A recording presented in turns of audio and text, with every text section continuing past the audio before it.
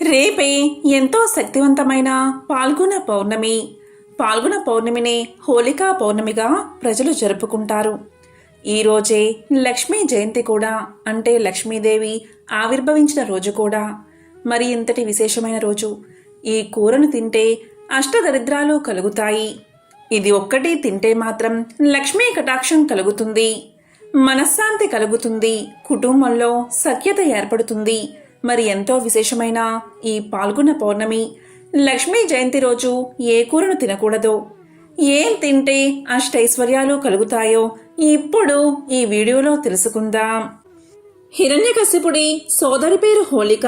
ఈమె మంటల్లో కాలిపోయిన రోజే హోలీ. అందుకే హోలీ రోజు సాయంత్రం పూట ప్రత్యేకంగా ఇంటి ముందు మంటలు వేయాలి. అలాగే ఈ రోజుకు మరొక ప్రాముఖ్యత కూడా ఉంది. కృతయుగంలో రఘు మహారాజు అనే ఒక మహారాజు పరిపాలిస్తున్న సమయంలో దుండి అనే పేరు గల ఒక రాక్షసి ఉండేది. ఆ రాక్షసిని ఆ మహారాజు ఈ రోజే సంహరిస్తాడు. ఆ రాక్షసి మరణించిన కారణంగా కూడా ప్రజలందరూ ఈ రోజు మంటలు వెలిగించారు. అందుకే హోలీ రోజు ఇంటి ముందు భాగంలో భోగి రోజు వేసినట్లు మంటలు వేయాలి. దీన్నే హోళికా దహనంగా చెప్తారు. ఇలా ఈరోజు ఇంటి ముందు భాగంలో మంటలు వేస్తే నరఘోష, నరపీడ, దిష్టి దోషాలు వంటివి సులభంగా తొలగిపోతాయి. హిరణ్యకశ్యపుడి సోదరి హోళిక మంటల్లో పడిపోయిన రోజు కాబట్టి, దుంది అనే పేరుగల రాక్షసి చనిపోయిన రోజు కాబట్టి ఈ పౌర్ణమి రోజు సాయంత్రం పూట మంటలు వేయాలి. ఈ రాక్షసి అలాగే హోళిక చిన్న పిల్లలకు అనేక బాధలు కలిగిస్తారు. చిన్నపిల్లల్ని ఇబ్బందులు పెడతారు. అందుకే ఇద్దరిని మంటల్లో దహించి వేస్తున్నట్లుగా ఇంటి ముందు మంటలు వేయాలి. ఇలా చేస్తే మీ పిల్లలకు ఎటువంటి బాధలు ఉండవు. చిన్నపిల్లలకు దిష్టి దోషాలు పోవాలి అన్నా ఈరోజు సాయంత్రం మంటలు వేయాలి. ఆ మంటలు ఎలా వేయాలి అంటే, ఎండిపోయిన కర్రపుల్లలు తీసుకోండి. అలాగే ఎండిన ఆవు పిడకలు తీసుకుని అవి ఇంటి ముందు కుప్పలా పోసి మంటను వెలిగించి ఆ మంటల చుట్టూ ఇంట్లో సభ్యులందరూ పిల్లలతో సహా 3 సార్లు తిరగండి. ఆ తరువాత ఆ మంట నుండి వచ్చినటువంటి బూడిదను తీసుకుని, చల్లారిన బూడిదను తీసుకుని పిల్లల తలపై రాయాలి. అలాగే చేతుల మీద రాయాలి.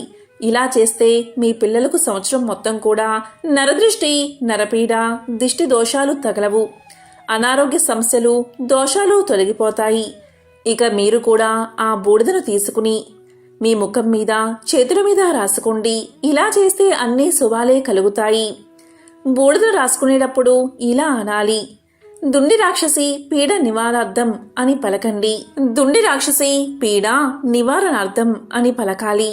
అసలు ఈ రోజుకు హోళికా పౌర్ణమి అనే పేరు ఎలా వచ్చిందో తెలిపే పురాణ కథను ఇప్పుడు తెలుసుకుందాం.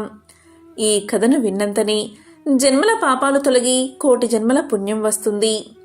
వైష్ణవంలో రాక్షసులకు రాజైన హిరణ్యకశ్యపుడు చాలా కాలం తపస్సు చేసి తన్ను చంపడం, ఇతరులకు అసాధ్యమయ్యేలాగా బ్రహ్మచే వరాన్ని పొందాడు. గాలిలో కాని, ఆకాశంలో కాని, భూమిపై కాని, నీటిలో కాని, అగ్నిలో కాని, రాత్రి కాని, పగలు కాని, దేవ దానవ మనుషులచే కాని, జంతువులచే కాని, ఆయుధాలచే కాని, ఇంట గాని బయట గాని మరణం ఉండకూడదు అని వరాన్ని కోరుకున్నాడు.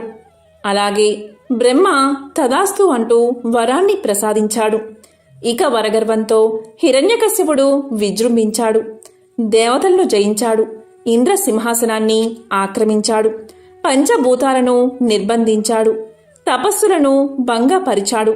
సాధువులను హింసించసాగాడు. అప్పుడు దేవతలు హిరణ్యకశ్యపుడి బాధలు తట్టుకోలేక పాహిమామంటూ విష్ణువుతో తమ బాధను మొరపెట్టుకున్నారు. అప్పుడు విష్ణువు ఇలా పలికాడు: కన్న కొడుకునకు ఆపన్నత తలపెట్టినవాడు హిరణ్యకశ్యపుని పట్టి వధింతును, మీకు భద్రమగును అని చెప్పి వారికి అభయాన్ని ఇచ్చాడు. హిరణ్యకశ్యపుడు తపస్సు చేసుకునే కాలంలో దేవతలు అదను చూసుకుని అతని రాజ్యంపై దండెత్తి క్రూరంగా కొల్లగొట్టారు.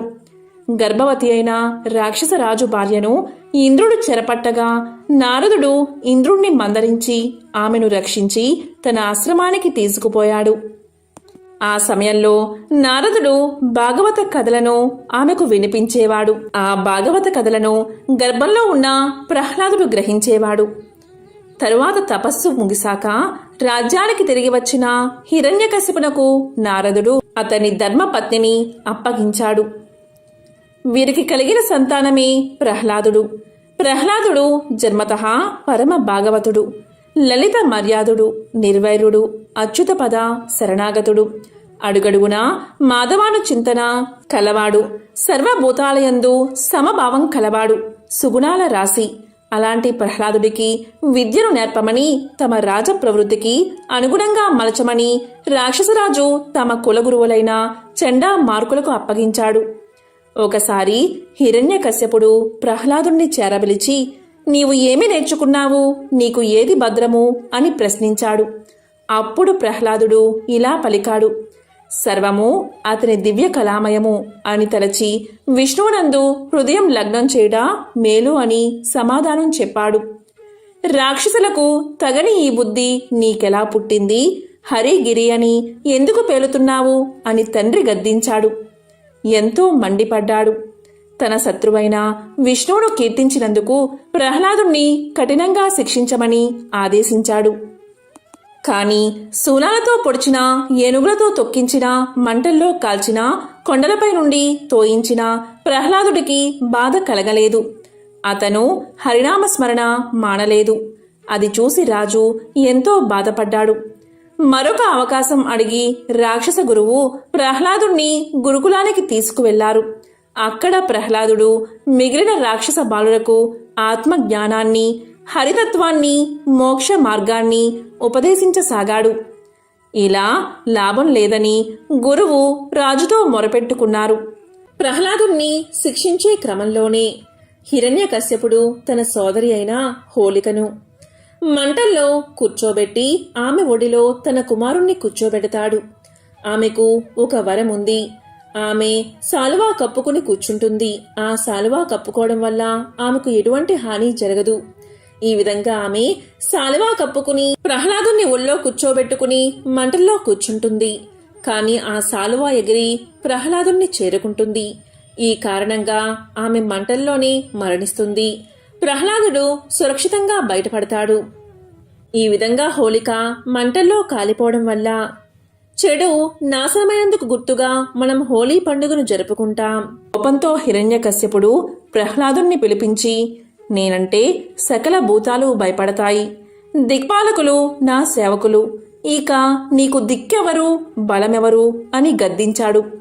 అప్పుడు ప్రహ్లాదుడు ఇలా సమాధానం చెప్పాడు: అందరికీ ఎవరు బలమో, అందరికీ ఎవరు దిక్కో ఆ విభుడే నాకు దిక్కు అన్నాడు. అప్పుడు హిరణ్యకశ్యపుడు మళ్లీ కోపంతో, ఈ అంతటా హరి అంటున్నావు కదా, ఈ స్తంభంలో నీ హరిగిరి ఉన్నాడా అని ప్రశ్నించాడు. అప్పుడు ప్రహ్లాదుడు బ్రహ్మ నుండి గడ్డి పోచ వరకు అన్నిటిలో విశ్వాత్ముడై ఉండేవాడు. ఈ స్తంభంలో ఎందుకు ఉండడు? స్తంభంలో తప్పకుండా ఉంటాడు, ఏ సందేహమూ లేదు అని సమాధానం చెప్పాడు పరమ భాగవతుడైన ప్రహ్లాదుడు. అప్పుడు హిరణ్యకశ్యపుడు, సరే చూద్దాం, ఈ స్తంభంలో విష్ణువును చూపకపోతే నీ తల తీయించేస్తాను, అప్పుడు హరి వచ్చి అడ్డుపడతాడో లేదో అని చేతితో స్తంభంపై చరిచాడు. వెంటనే బ్రహ్మాండ కటాహం బద్దలయ్యే చటచటా పటపటా రావాలు ధ్వనించాయి. 10 దిక్కులా నిప్పులు చెరిగాయి. అప్పుడు నరసింహదేవుడు స్తంభం నుండి ఆవిర్భవించాడు. ఇది నరమూర్తే కాదు, కేవల హరిమూర్తియు కాదు. అప్పుడు నరసింహదేవుడు భీకరంగా హిరణ్యకశ్యపుణ్ణి ఒడిసిపెట్టి తన ఒడిలో వేసుకుని వజ్రాల వంటి తన గోళ్లతో చీల్చి చెండాడాడు. ఇలా శ్రీహరి మనిషి జంతువు కాక నారసింహుని రూపంలో పగలు రాత్రి కాని సంధ్యాకాలంలో ప్రాణం ఉన్నవి లేనివి అని చెప్పలేని గోళ్లతో ఇంటా బయటా కాక గుమ్మంలో, భూమిపైన, ఆకాశంలో కాక తన తొడపైన హిరణ్యకశ్యపుణ్ణి సంహరించాడు. బ్రహ్మవరము వ్యర్థం కాలేదు. ప్రహ్లాదుని మాట పొల్లు పోలేదు. హోలికా పౌర్ణమి వెనుక ఉన్న ఈ కథను ఎవరైతే వింటారో, లేక చెప్తారో, లేక చదువుతారో, లేక వినిపిస్తారో అటువంటి వారికి సకల శుభాలు కలుగుతాయి. అష్టైశ్వర్యాలు, భోగ భాగ్యాలు కలుగుతాయి. శ్రీ మహావిష్ణువుకు ఎంతో ప్రీతికరమైన ఈ పాల్గొనంలో శ్రీమన్నారాయణుని ఆరాధించే వారికి సకల సంపదలు కలుగుతాయి. బాలకృష్ణుడు పాల్గొన మాసం పౌర్ణమి తిథిలో ఉయ్యాల్లో వేసినట్లు పురాణాలు చెబుతున్నాయి. ఈ సందర్భంగా పశ్చిమ బెంగాల్లో హోళీ రోజు శ్రీకృష్ణుడి ప్రతిమను ఉయ్యాల్లో వేసి డోలికోత్సవం జరుపుతారు. అలాగే హోళీ రోజున శ్రీకృష్ణుడు రాధను ఉయ్యాల్లో వేసి రంగులు పులిమినట్లు కూడా చెప్తారు. ఈ రోజు ముఖ్యంగా పార్వతీ పరమేశ్వరులను నిష్ఠగా పూజించాలి. ఇలా పూజిస్తే వివాహంలో ఏర్పడే ఆటంకాలు తొలగిపోతాయి. ఈ పాల్గొన పౌర్ణమి రోజు అమ్మవారిని పూజించడం వల్ల విశేష ఫలితాలు కలుగుతాయి. పౌర్ణమి రోజున వ్రతాన్ని ఆచరించి సాయంత్రం పూట చంద్రుణ్ణి ఆరాధించడం వల్ల శుభ ఫలితాలు కలుగుతాయి. ఈ రోజు లలితా సహస్రనామం పారాయణం చేయడం వల్ల అష్టైశ్వర్యాలు కలుగుతాయి. ఇలా పాల్గొన మాసంలో వచ్చే పౌర్ణమి తిథి ఎంతో ప్రత్యేకమైనది. ఈ రోజు సాయంత్రం నుంచి రాత్రిలోపు ఇంట్లో లక్ష్మీనారాయణ ఫోటో ముందు, అలాగే శివ పార్వతుల ఫోటో ముందు ఉసిరికాయతో దీపం వెలిగించి పూజించిన వారికి అష్టైశ్వర్యాలు కలుగుతాయి. దీనికోసం ఒక ఉసిరికాయను తీసుకుని దానిపైన కొంచెం భాగం తొలగించి దాన్ని ఫోటో ముందు ఉంచి దానిపై ఆవు నెయ్యిలో ముంచిన వత్తిని పెట్టి అగరవత్తితో దీపాన్ని వెలిగించండి. ఇలా వెలిగిస్తే అష్టైశ్వర్యాలు కలుగుతాయి. ఇలా వెలిగించి మీ మనసులోని కోరికను చెప్పుకోండి. ఇలా చేస్తే ధర్మబద్ధమైన మీ కోరిక తప్పక నెరవేరుతుంది. ఇలా ఈరోజు ఎవరైతే ఉసిరికాయ దీపాన్ని వెలిగిస్తారో వారి ఇంట్లో అష్టైశ్వర్యాలు భోగభాగ్యాలు కలుగుతాయి. వారు పట్టిందల్లా బంగారమే అవుతుంది. ఆ ఇంట్లో శివపార్వతుల లక్ష్మీనారాయణల అనుగ్రహం తప్పకుండా ఉంటుంది. లక్ష్మీదేవికి ఉసిరికాయ దీపము అంటే చాలా ఇష్టం. అత్యంత శక్తివంతమైన ఈ పాల్గొన పౌర్ణమి రోజు మీరు ఇలా ఉసిరికాయ దీపాన్ని లక్ష్మీనారాయణల ఫోటో ముందు వెలిగిస్తే లక్ష్మీదేవి ఎంతో సంతోషించి ఆ ఇంట్లో స్థిర నివాసాన్ని ఏర్పాటు చేసుకుంటుంది. వారు చేసే అన్ని పనుల్లో విజయం కలిగేలా చేస్తుంది. ఈ రోజు అమ్మవారికి సన్నజాజి పువ్వులను మాలగా కట్టి అమ్మవారికి సమర్పిస్తే మీరు చేపట్టిన పనులు దిగ్విజయంగా పూర్తవుతాయి. లక్ష్మీదేవికి దద్దోజనం కలగండ నైవేద్యంగా సమర్పిస్తే శుభ ఫలితాలు కలుగుతాయి. ఈ రోజు ఆవు నెయ్యితో దీపారాధన చేస్తే సకల దోషాలు తొలగి ఆర్థిక ఇబ్బందులు తొలగి సకల ఐశ్వర్యాలు కలుగుతాయి. ఇక ఈ రోజు రాత్రి పౌర్ణమి గడియల్లో అటుకులు, బెల్లం, పాలు ఈ మూడూ కలిపి తింటే మానసిక బలం పెరుగుతుంది. ఎందుకంటే చంద్రుడు మన కారకుడు కాబట్టి ఈ విధంగా చేస్తే మానసిక పరమైన సమస్యలు తొలగిపోతాయి. మనశ్శాంతి కలుగుతుంది. జీర్ణక్రియ మెరుగుపడుతుంది. మానవ శరీర వ్యవస్థను శుద్ధీకరిస్తుంది. అత్యంత పర్వదినమైన ఈ రోజు ఈ పాల్గొన పౌర్ణమి రోజు ఉదయం సాయంత్రం స్నానం చేసే నీటిలో చిటికెడు కల్లుప్పు అలాగే ఉసిరికాయ ముక్కలు వేసుకుని స్నానం చేస్తే ఆ నీటి ద్వారా పాపాలు దరిద్రం తొలగిపోతాయి. ఉసిరికాయను ముక్కలుగా కోసి అలాగే కొంచెం కల్లుప్పు తీసుకుని స్నానం చేసే నీటిలో వేసుకుని స్నానం చేయండి. ఇలా ఈరోజు స్నానం చేస్తే దృష్టి దోషాలు నరదృష్టి తొలగిపోతాయి. ఎంతో విశేషమైన ఈ పౌర్ణమి లక్ష్మీ జయంతి రోజు పొరపాటున కూడా మీ ఇంట్లో మాంసాహారాన్ని అస్సలు వండకండి, అలాగే తినకండి. తింటే మాత్రం అమ్మవారి ఆగ్రహానికి గురి కావాల్సి వస్తుంది. ఈరోజు అటుకులు, బెల్లం, పాలు కలిపి తింటే ఆ లక్ష్మీ కటాక్షానికి మీరు పాత్రులవుతారు. అదేవిధంగా చంద్రుడి అనుగ్రహాన్ని పొందుతారు. ఎంతో విశేషమైన ఈ పాల్గొన పౌర్ణమి లక్ష్మీ జయంతి రోజు ఇటువంటి పరిహారాలు పాటించి సకల శుభాలను పొందండి. ఓం నమః శివాయ.